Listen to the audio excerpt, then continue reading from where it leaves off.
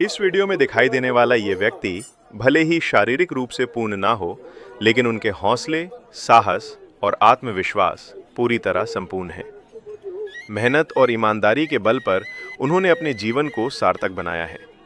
ये उदाहरण बताता है कि जब संकल्प मजबूत हों, तो हर कमी भी ताकत बन जाती है।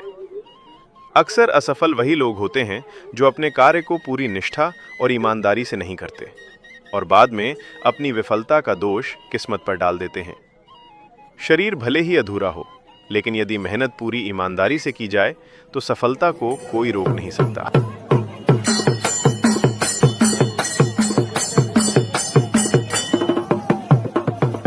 Ah, por isso que eu sou da bola.